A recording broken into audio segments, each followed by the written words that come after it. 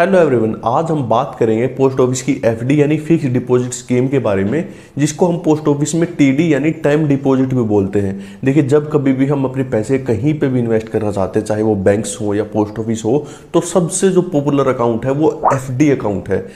लेकिन जो post office की एफडी है वो क्यों इंपॉर्टेंट हो जाती है, वो क्यों शानदार है बैंक से? क्योंकि पोस्ट ऑफिस की एफडी बिल्कुल 100% सेफ है। यानी इस एफडी में आप अगर करोड़ों रुपए भी इन्वेस्ट करते हो, वो करोड़ों रुपए भी आपको ब्याज के साथ एक एक रुपया वापस मिलेगा। लेकिन बैंक्स में ऐसा नहीं है। अगर कोई भी बैंक डूब जाता है तो उस केस में सिर्फ आपको 5 लाख रुपए ही वापस मिलेंगे, क्योंकि बैंक्स में सिर्फ आपके पैसे का 5 लाख रुपए तक का इंश्योरेंस होता है। यानी कि अगर आपने करोड़ों रुपए भी बैंक में इन्वेस्ट कर रखे हैं यानी जमा कर रखे हैं, तो आपको सिर्फ 5 लाख रुपए वापस मिलेंगे। और इसके अलावा जो पोस्ट ऑफिस की जो लेटेस्ट इंटरेस्ट रेट आई है, उसमें पोस्ट ऑफिस की एफडी की इंटरेस्ट रेट और बढ़ा दी गई है। अब ये और भी शानदार हो गई है। अब इस स्कीम में हम 5 साल में 42 लाख रुपए तक कमा सकते हैं। वो हम आगे कैलकुलेट करके देखेंगे कि अगर हम 1 लाख रुपए इन्वेस्ट करते हैं, 5 लाख इन्वेस्ट करते हैं, 50,000 इन्वेस्ट करते हैं, 10 लाख रुपए इन्वेस्ट करते हैं, कितने रुपए इन्वेस्ट करने पे कितने मिलेंगे, या 42 लाख रुपए लेने के लिए हमें कितने रुपए इन्वेस्ट करेंगे, वो हम आगे कैलकुलेट करके देखेंगे। देखिए, जो पोस्ट ऑफिस की एफडी है, जैसा कि मैंने बताया, वो सेफ तो है ही, इसमें आपको हाईएस्ट इंटरेस्ट रेट मिलता है। तो पोस्ट ऑफिस की एफडी की एक और बहुत ही शानदार फैसिलिटी है कि आप इस एफडी का यूज करके लोन भी ले सकते हो, जो हम आगे डिस्कस करेंगे कि कैसे आप इस एफडी का यूज करके लोन ले सकते हो। और ऐसे ही बहुत सारे और बेनिफिट्स हैं पोस्ट ऑफिस की एफडी में, वो शायद ही आपको बैंक की किसी एफडी में मिलते होंगे। तो इसीलिए हम अगली वीडियो में पोस्ट ऑफिस की एफडी और एसबीआई की एफडी को कंपेयर करके देखेंगे कि इनमें क्या क्या डिफरेंस है और कौन सी एफडी में हमें ज्यादा फायदा है। तो इसीलिए आप चैनल को जल्दी से सब्सक्राइब कर लीजिए, क्योंकि जैसे ही हम वो वीडियो अपलोड करेंगे ताकि आपको सबसे पहले नोटिफिकेशन मिल सके। देखिए, पोस्ट ऑफिस की 4 टाइप की एफडीज हैं। 1 साल की एफडी, 2 साल की एफडी, 3 साल की एफडी और 5 साल की एफडी। यानी कि आपको एक बार इन एफडी में पैसा इन्वेस्ट करना है। अगर आप 1 साल के लिए इन्वेस्ट करना चाहते हो तो आप 1 साल की एफडी में इन्वेस्ट कर सकते हैं। 2, 3 और 5 साल की एफडी में इन्वेस्ट करना चाहते हो तो आपको पैसा 2, 3, 5 साल के लिए उस एफडी में इन्वेस्ट करना पड़ेगा। अगर हम बात करें इनकी इंटरेस्ट रेट की, देखिए 1 साल की जो एफडी है इसकी इंटरेस्ट रेट 6.9 है। 2 साल की एफडी की बात करें तो 2 साल की एफडी की इंटरेस्ट रेट 7% है। 3 साल की एफडी की इंटरेस्ट रेट भी 7% है और 5 साल की एफडी की 7.5% है। और सबसे इंपॉर्टेंट बात यह है, आपने ये इंटरेस्ट रेट तो देख ली, लेकिन सबसे ज्यादा फायदा पोस्ट ऑफिस की एफडी में इन्वेस्ट करने का यह है कि जितना भी पैसा हम इस एफडी में इन्वेस्ट करेंगे, चाहे कौन सी भी एफडी हो, तो उस एफडी में जो इंटरेस्ट है वो हर 3 महीने बाद कैलकुलेट होता है। और अगले 3 महीने बाद जो पिछले 3 महीने का इंटरेस्ट था उस पर ब्याज के ऊपर ब्याज लगता है। यानी कि हर 3 महीने में ब्याज के ऊपर ब्याज भी हमारा इन एफडी में लगता रहेगा। इसीलिए ये इंटरेस्ट रेट बहुत ही शानदार हो जाती है। तो जितना भी इंटरेस्ट लगेगा वो सारा का सारा इंटरेस्ट हमारे सेविंग अकाउंट में आ जाएगा, और वहां से या तो हम उसको सेविंग अकाउंट में रख सकते हैं या फिर हम उस पैसे को आरडी में री इन्वेस्ट कर सकते हैं। उससे हमारा और ज़्यादा पैसा ग्रो होगा और हमें और ज़्यादा उसमें ब्याज यानी इंटरेस्ट मिलेगा। और पोस्ट ऑफिस की एफडी का खाता जो है वो कोई भी भारत का सिटीजन खुलवा सकता है। अगर वो 18 साल से ऊपर का है तो उस केस में वो अपने नाम से खाता खुलवा सकता है। अगर वो 18 साल से कम का है तो उस केस में वो खाता खुलवा सकता है, लेकिन उस खाते को उसको माता पिता चलाएंगे। इसके अलावा अगर कोई ऐसा शख्स है जिसको सोचने समझने की शक्ति इतनी नहीं है, यानी मेंटली थोड़ा कमजोर है, तो उस खाते को भी उसके माता पिता चलाएंगे। उस केस में ये जरूरी नहीं है कि वो 18 साल से कम ही हो। वो 18 साल से अगर ज़्यादा भी है और मेंटली थोड़ा वीक है तो उस केस में माता पिता उस खाते को चला सकते हैं। और इस खाते को आप किसी 2 या 3 बंदों के साथ मिलकर भी खुलवा सकते हो। यानी इस खाते को आप जॉइंट खुलवा सकते हो। 3 बंदे मैक्सिमम इस खाते को जॉइंट खुलवा सकते हैं। यानी कि अगर आप चाह रहे हो कि हम 4 लोग हैं फैमिली में, 4 लोग इकट्ठे एक एफडी खुलवा दे, तो 4 लोग इकट्ठे नहीं खुलवा सकते। मैक्सिमम आप 3 लोग ही जॉइंट अकाउंट खुलवा सकते हो। देखिए, अगर हम बात करें जॉइंट अकाउंट्स की, तो जॉइंट अकाउंट 2 टाइप के होते हैं, जॉइंट ए और जॉइंट बी। आप जो भी एफडी खुलवाओगे वो पहले ध्यान से देख लीजिएगा कि वो जॉइंट ए खुलवाना चाहते हो या जॉइंट बी। जॉइंट ए और जॉइंट बी में ये डिफरेंस होता है। मान लीजिए आपके एफडी खुलवाई आपने 5 साल की और 5 साल हो गए, अब आपको पैसे निकलवाने हैं। तो उस केस में अगर आपने जॉइंट ए खुलवा रखा है तो आपको तीनों के 3 लोगों को, या आपने 2 के साथ खुलवाया तो दोनों को अकाउंट क्लोज करवाने के लिए आना होगा। आपके दोनों को साइन मैंडेटरी होंगे।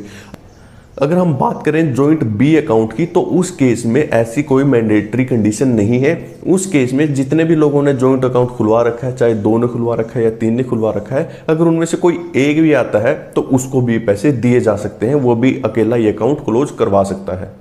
इस खाते को खुलवाने के लिए हमारे पास कम से कम 1000 रुपये होने चाहिए, यानी ये खाता 1000 रुपये से खुल जाएगा और इसकी मैक्सिमम कोई लिमिट नहीं है। आपके पास जितने भी पैसे हैं आप उतने ही इस स्कीम में इन्वेस्ट कर सकते हैं, मैक्सिमम इसकी कोई लिमिट नहीं है। इसका जो भी इंटरेस्ट होगा, जैसे मैंने पहले ही बताया, आपके सेविंग अकाउंट में ऑटोमेटिकली आ जाएगा। उसको या तो आप यूज कर सकते हो या आरडी में री इन्वेस्ट कर सकते हो।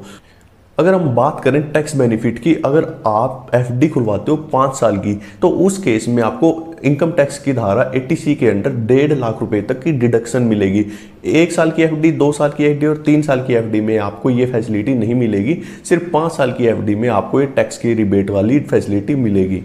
देखिए, मान लीजिए आपने ये अकाउंट खुलवा दिया, मान लीजिए आपने 5 ईयर टीडी करवा दी, यानी 5 साल की एफडी करवा दी, और आपको कई बार ऐसा हो जाता है कि हमें बीच में पैसे की जरूरत हो जाती है, तो क्या हम इस अकाउंट को बीच में बंद करवा सकते हैं? जी हाँ, ये फैसिलिटी आपको इस अकाउंट में मिलती है। आप इस अकाउंट को बीच में बंद करवा सकते हो, लेकिन ये अकाउंट 6 महीने से पहले बंद नहीं होगा। अगर आप इस अकाउंट को बंद करवाते हैं 6 महीने के बाद और 1 साल होने से पहले, तो उस केस में आपको एफडी की इंटरेस्ट रेट नहीं मिलेगी। उस केस में आपको जितने भी पैसे आपने इन्वेस्ट कर रखे हैं, उस केस में आपको सिंपल सेविंग अकाउंट, जो पोस्ट ऑफिस का सिंपल सेविंग अकाउंट है, जिसकी फिलहाल इंटरेस्ट रेट 4% है, तो 4% के हिसाब से आपको उस केस में ब्याज मिलेगा।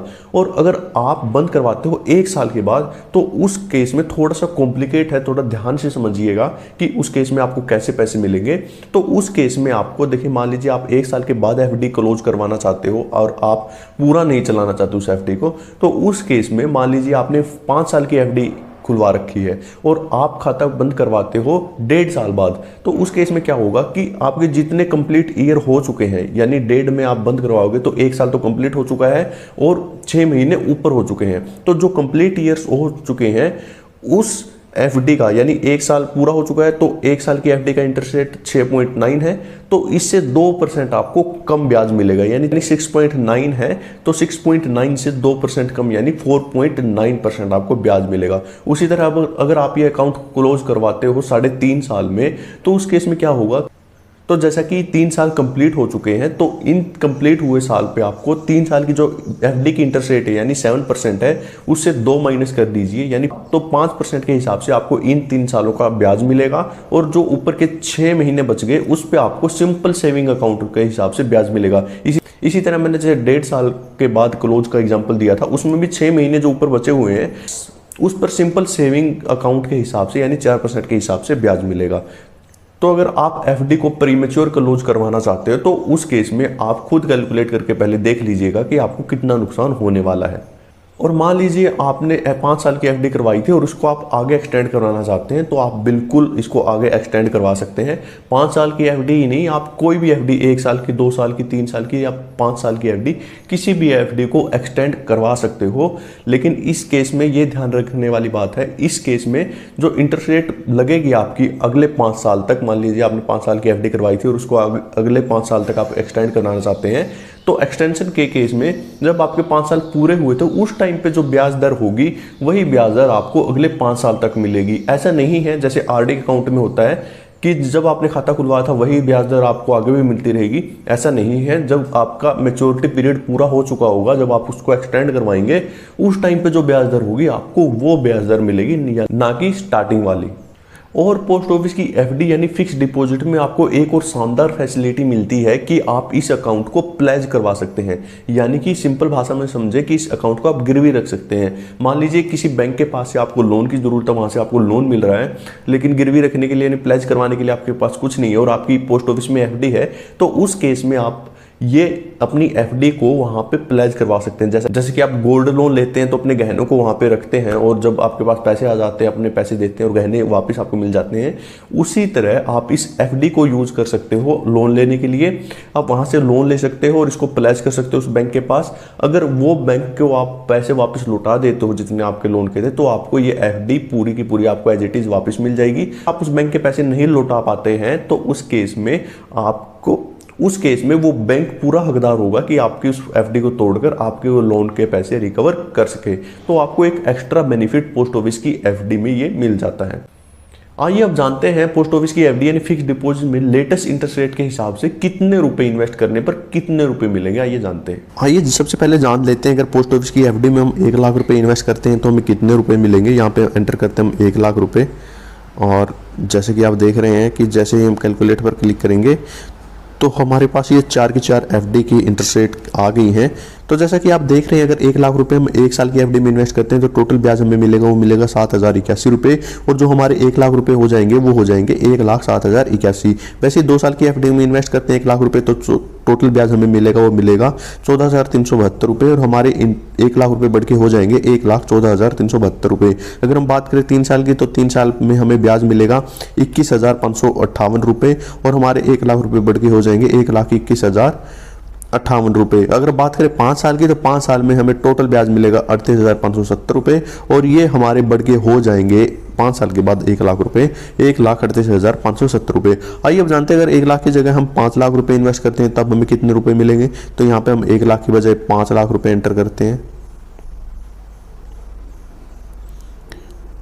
तो जैसे ही कैलकुलेट पर क्लिक करते हैं, जैसा कि आप देख रहे हैं कि अगर 5 लाख रुपए इन्वेस्ट करते हैं तो 1 साल की एफडी में हमें इंटरेस्ट मिलता है 35,403 रुपये, 2 साल की मिलेगा 71,860 रुपये, 3 साल की मिलेगा 1,07,790 रुपये, और 5 साल की एफडी मिलेगा 1,92,840 रुपये। यानी 1 साल की एफडी में हमारे 5 लाख रुपए बढ़ के हो जाएंगे 5,35,403 रुपये, 2 साल की एफडी में बढ़ के हो जाएंगे 5,71,860 रुपये, 3 साल की एफडी में बढ़ के हो जाएंगे 6,07,790 रुपये, और 5 साल की एफडी में 5 लाख रुपए बढ़ के हो जाएंगे हमारे 6,92,840 रुपये। आइए अब जान लेते हैं, जैसे कि सीनियर सिटीजन स्कीम है उसकी मैक्सिमम इन्वेस्ट करने की लिमिट 30 लाख रुपए, उसमें आप 30 लाख रुपए इन्वेस्ट करते हो। तो अगर मान लो उसमें इन्वेस्ट ना करके हम पोस्ट ऑफिस की एफडी में 30 लाख रुपए इन्वेस्ट करते हैं तो हमें कितने रुपए मिलेंगे। तो यहाँ पे हम एंटर कर देते हैं 30 लाख रुपए, और जैसे कैलकुलेटर पर क्लिक करेंगे, जैसे कि आप देख रहे हो कि 1 साल की एफडी में अगर इन्वेस्ट करते हैं 30 लाख रुपए तो हमें इंटरेस्ट मिलेगा 2,12,618 रुपए, इनमें 4,31,154 रुपए, 3 साल की स्कीम में 6,46,731 रुपए, और 5 साल की स्कीम में 11,57,040 रुपए। यानी कि अगर हम बात करें 30 लाख रुपए 1 साल की एफडी में इन्वेस्ट करते हैं तो हमारे 30 लाख रुपए बढ़ के हो जाएंगे 32,12,618, 2 साल की एफडी में हो जाएंगे 34,31,154 रुपए, 3 साल की एफडी में हो जाएंगे 36,46,731 रुपए, और 5 साल की एफडी में ये बढ़ के हो जाएंगे 41,57,040 रुपए। लगभग 42 लाख रुपए आपके 5 साल की एफडी में हो जाएंगे अगर 30 लाख रुपए हम इन्वेस्ट करते हैं। अगर आप कोई और अमाउंट पूछना चाहते हो आप वो कमेंट करके पूछ सकते हो कि किस अमाउंट पे कितने रुपए मिलने वाले हैं पोस्ट ऑफिस की एफडी में।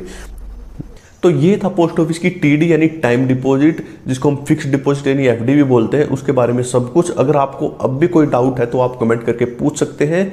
अगर आपको ये वीडियो थोड़ी भी इंफॉर्मेटिव लगी तो चैनल को लाइक शेयर सब्सक्राइब कर दीजिए, और अपने रिलेटिव्स और दोस्तों के पास भी शेयर कर दीजिए, ताकि वो भी अगर एफडी का अकाउंट खुलवाना चाहते हैं तो उस खुलवाने से पहले इसके सारे रूल जान सकें। वीडियो देखने के लिए आपका बहुत बहुत धन्यवाद।